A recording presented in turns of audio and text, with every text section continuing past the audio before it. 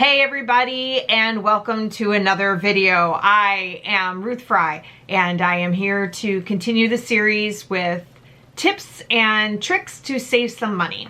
A lot of times I'll have a lot of clients come up to me and ask me, hey, we really want to purchase a house in the next year, but the down payment is something that's like killing us. What can we do in order to save a little bit of extra money and maybe buy a house a little quicker than we normally would? And so I started this series, and the first series was a video in which I told you tips and tricks on how to save money at Walmart and Target by using the app. So check that video out. Make sure that you like and subscribe for more content. And let's get on to today's tips and tricks. Today I've got a couple tips for you. One has a bunch of different varieties of methods in that trick. So we'll see which one maybe applies to you or which one you like, and you can try them out and see if it works. So the method I'm talking about first is the envelope method, and that is where you take an envelope and you put money in it and you save it for the end of the year, and at the end of the year you have X amount of dollars for money. It's a great method. There's a lot of different varieties of ways that you can do it. Some of them I find a little less feasible than the others, especially if you're like really in the saving money mode. And the first method that I have tried before with moderate success was the weekly method, where in week one, there's 52 weeks of the year. And so for every week, you're adding dollars to your envelope. So week one of January, you put in $1. Week two, you put in $2. Week three, you put in $3, and so on and so on. The problem that I have with this method, which may or may not work for you, is that at week 52, week 50, week 49, that's Christmas time. And you're in the middle of trying to purchase last minute Christmas gifts, teachers' gifts, gifts for your mailman, gifts for whatever that you've got going on. You're buying presents. So you really don't have time or maybe the extra money to put in $52. If you do that at the end, there's like $1,000-something that has added up, maybe a little bit more. And that's great. But again, you have to really keep with it. The other envelope method that I've seen quite a bit is where people put their spare change for the day into an envelope. So let's say you go to Starbucks, you use your debit card, and it's $10.80 at Starbucks for your Maca Frappo, whatever chino thing that you purchase. I don't drink coffee, so I'm not sure what it is. So you take that 20 cents, you round up to the next dollar. You take that 20 cents, you put it in an envelope. You go to Target and you buy some Flamin' Hot Cheetos. They're $3.35 a bag. You take that extra money and you throw it into your envelope. It's the same type of thing. The negative with that is that you have to have that change available to stick into the envelope, and you've really got to keep track.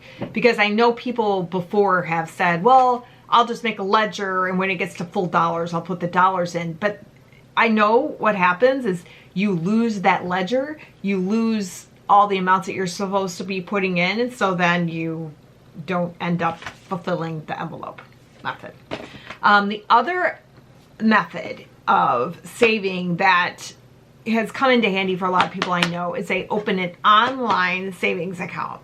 And like there's one from a bank, I think it's called Ally. I think it's ALLY. I think it's an online bank. It's federal insured. It's just a regular bank. They give a higher rate of return than other banks do for savings. So if you automatically throw some money into the account every month, then that money just compounds at a higher rate. It's not a huge moneymaker savings thing, but it does give you a form of passive income, and that is passive income that you can use to save to buy your house, your down payment for your house. The third and final thing I'm going to talk about for today in terms of saving tips and tricks is something that I like to do, and I think it makes sense. And it is buying gift cards.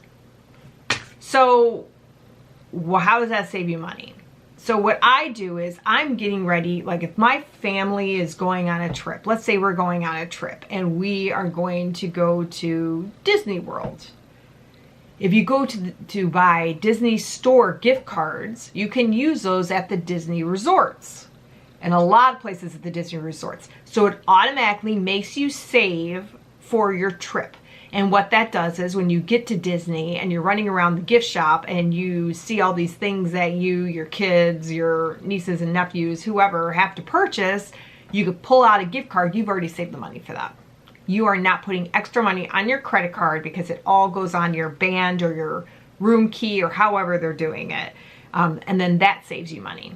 Same thing with, I figure out, you know, possibly how many movies am I going to possibly go to this year? And then there's always at the end of the year, Target does it. There's a few other places like Sam's Club will do it. They give you discounts on gift cards. So you kind of do an estimation of how much money you're going to spend the next year, and you get that gift card and you put it away. That stops you from, you know, impulse buying that extra, you know, movie ticket to a movie you really didn't want to see. It kind of helps you budget out your year. The same thing with like grocery cards or iTunes or Netflix, whatever. If you're budgeting out your money using those gift cards and purchasing those items, then you are going to have less money coming out during the year and you'll be able to save more money coming in. So those are the tips and tricks that I had for today's video. Next video that's going to be coming up is a little bit different. I am deviating a little bit from the money savings thing, and we are going to talk about, once you have your house, what are some things that you would love to have in it. So I'm testing out kitchen gadgets.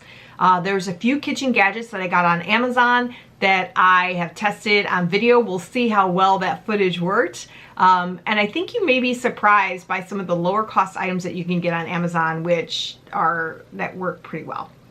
So again, if you have any questions about real estate in the area or any of these money saving tips and tricks, be sure to leave them below. You can reach me at realestateruthie@gmail.com. I am a realtor with Keller Williams Infinity out of Naperville and Plainfield, Illinois. And we look forward to hearing from you. Thanks so much. Have a great day. Bye.